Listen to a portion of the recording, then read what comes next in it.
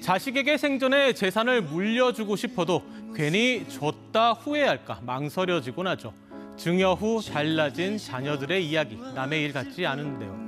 이런 걱정에 효도 계약서라는 걸 쓰는 부모님들이 늘고 있다고 합니다. 효도도 이제 구두 약속으론 부족한 시대인가요? 이지훈 변호사와 함께 효도 계약서가 뭔지, 쓰려면 어떻게 써야 하는지 자세히 알아봅니다. 변호사님, 근데 저는 처음 듣는 얘기예요. 효도 계약서. 약간 삭막한 느낌도 드는데 실제 효도 계약서라는 게 있습니까? 네, 실제 효도 계약서라는 게 존재하고요. 이제 재산만 증여받고 먹튀하는 불효 자식들이 생각보다 꽤 많고요. 그럼 내 자식을 효자로 만들기 위한 어떤 장치가 필요한 거죠. 그래서 효도 계약서가 활용이 되고 있고요.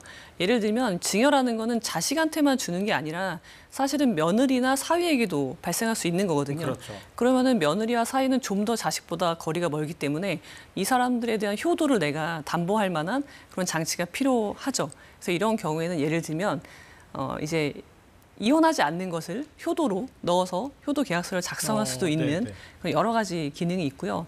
근데 실제 지난 4년 동안 효도 계약서 관련한 분쟁이 350건에 달하고 있거든요. 맞네요, 350건이요. 네. 근데 이게 효도 계약서를 썼는데도 분쟁이 있는 거예요. 그러니까 쓰지 않았을 때, 그냥 증여를 했을 때는 그보다 더 많은 분쟁이 있기 때문에 활용을 많이 하는 추세에 있습니다. 분쟁이 있다고 하셨는데 그럼 효도 계약서라는 게 법적으로 정확하게 인정을 받을 수 있는 겁니까? 그렇죠. 효도 계약서라는 건요. 사실상 이제 법률상 용어는요. 부담부 증여라고 해요. 부담부 증여. 네, 부담부 증여. 부모는 재산을 주고 그다음에 자식은 효도를 하는 의무가 있는. 그래서 그렇게 해서 이제 부담부 증여라고 알고 있고요.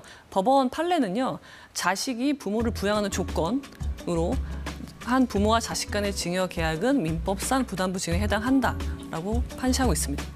그러면 이 계약서를 어떻게 써야 할지도 참 궁금해지는데요. 뭐 구체적으로 이렇게 써야 한다. 그런 방법이 있습니까? 그러니까 부모 자식 간의 증여 계약서를 쓴다는 것이, 그러니까 효도 계약서를 쓴다는 것이 거부감이 있잖아요. 그렇죠. 근데 어렵게 썼는데 이게 또 물거품이 되면 안 되잖아요. 그래서 굉장히 그 내용을 잘 써야 됩니다. 근데 하나의 사례를 말씀드리면은 2015년 사건이었는데 어머니가 아들에게 자신의 부동산을 증여한 사건이었어요. 부동산요? 네, 부동산을 증여했어. 근데 아들이 효도를 하지 않은 거예요. 그래서 엄마가 이제 화가 나셨겠죠? 네, 그러면은 내 부동산 내놔라. 이제 반환 청구 소송이 들어간 거였어요. 근데 거기서 중요한 증거는 부담부 증여 계약서, 그러니까 효도 계약서를 증거로 내밀었지만 어머니가 패소했거든요. 왜요? 그 이유가 뭐냐면은 그 내용이 문제였어요. 그 당시에 어떤 내용으로 썼냐면은 굉장히 추상적으로, 그러니까 효도의 내용이 무엇인지 모르게 작성이 된 거죠. 예를 들면은 부모가 물질적, 정신적으로 안락하게 여생을 즐길 수 있도록 섬세한 부분까지 챙기고 온갖 배려를 다 한다. 이렇게 작성이 되어 있었던 거예요. 근데 여기서 보면은 우리가 안락이 뭐지? 여생을 즐긴다. 이게 뭐지? 그다음에 섬세한 부분은 뭐지? 추상적이란 말씀인 거죠? 그죠? 배려가 뭐지? 추상적이기 때문에 이것은 부담으로, 그러니까 효도의 내용으로 볼 수가 없다. 그래서 이렇게 되면요. 부담부 증여가 아니라 그냥 일반 증여가 돼버리는 거예요. 근데 일반 증여가 되면은 이미 증여를 하면 끝이 나는 거고 어떤 의무를 이행하지 않는다고 해서 반환 청구를 할 수가 없게 되는 거죠. 그래서 패소한 사건이 있었습니다. 알겠습니다. 그러면 구체적으로 써야 한다 이런 말씀이신 것 같은데 그것도 좀 정확하게 말씀해 주세요. 구체적으로 어떻게 써야 되는 거예요? 어떻게 써야지 구체적이라는 말을 들을 수가 있는 겁니까? 효도의 내용을 구체적으로 쓴다는 게 좀 거부감이 있을 수 있지만 우리가 부모님한테 하는 효도는 두 가지로 이제 생각해 볼 수가 있어요. 첫 번째는 금전적인 부분, 그다음에 두 번째는 정서적인 교류 부분. 이렇게 두 개로 나눠서 볼 수 있는데 금전적인 건 예를 들면은 생활비나 의료비나 뭐 주거비 그런 게 들어갈 수 있고 정서적인 교류는 이제 서로 만나고 같이 여행을 다니고 안부를 묻고 그렇게 나눌 수가 있잖아요. 이렇게 두 가지로 보면은 금전적인 지원 같은 경우는 예를 들면 한 달에 생활비를 150만 원 이상 드린다. 구체적으로 얼마라는 금액이 나와야 되는군요. 네, 금액이 명시되어야 되고요. 기간도 명시가 되어야 하고요. 기간도? 그다음에 뭐 월 4회 이상 부모님을 방문한다. 이렇게 4회 이상, 월 이렇게 적어야 되는 거예요. 정확하게? 그리고 더 정확하게 적자면 사실 시간도 적어야 되는 거거든요. 시간까지 적어야 돼요? 방문이라는 게 잠깐 갔다 나오는 것도 방문이 되는 거잖아요. 근데 그걸 원하진 않으셨을 거니까 예를 들면 뭐 숙박을 한다가 될 수도 있고. 그럼 뭐 한 달에 2번은 가서 잔다. 그렇게 구체적이면 구체적일수록 좋은 겁니다. 그렇게 하고 예를 들면은 뭐 의료비는 전액 부담한다. 그런 식으로 하고 또 중요한 거는 증여한 재산을 처분하지 못하게 그런 식으로 좀 매우 구체적으로 적어놔야지 그것이 부담부 증여 효도 계약서로서 효력이 발생할 수 있습니다. 그런데 구체적으로 적은 게 참 좋을 거는 같은데 네. 다르게 생각해 보면 만약에 내 남편이 효도 계약서를 썼어요. 결혼을 했어요. 저는 며느리예요. 네.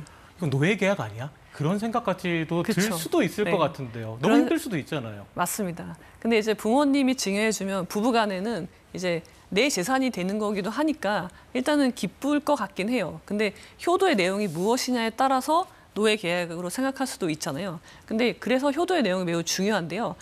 가장 중요한 거는 적법해야 되고요. 적법. 네. 네. 그다음에 이게 명확해야 돼요. 명확. 그리고 가능해야 돼요. 그렇죠. 가능해야겠죠. 그죠? 예를 들면은 앵커님이 제주도에 이제 부모님 제주도에 살고 계신데 네. 만약에 부모님이 일주일에 한 번씩 인사하러 와라 제주도로 이거는 사실 힘든 일이잖아요. 그래서 이런 식의 가능하지 않거나 무리한 내용을 효도의 내용으로 넣어서는 안 되고요.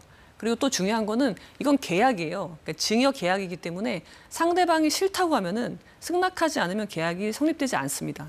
그래서 자식들이 그 가능한 범위 내에서 적법한 내용으로 효도를 작성할 필요가 있는 거죠. 그러니까 내가 하겠다. 그리고 의사를 그쵸. 밝힌 경우에만 적법하다는 말씀이신가요? 맞습니다. 내가 그 그러면 효도를 또- 네. 효도를 이행하고 그 재산을 받겠습니다. 그 효도의 내용에 대해서 승낙을 해야지 이제 효력이 발생하는 거죠. 그리고 효도 계약서를 쓸 때 꼭 챙겨야 되는 부분도 있다면서요. 어떤 겁니까?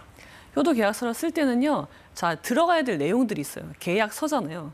첫 번째 들어가야 될 내용은 아까 말씀드린 대로 증여하는 대상이 무엇이냐, 재산. 부동산이라면은 동 호수까지 명확하게 작성을 해야 되고요.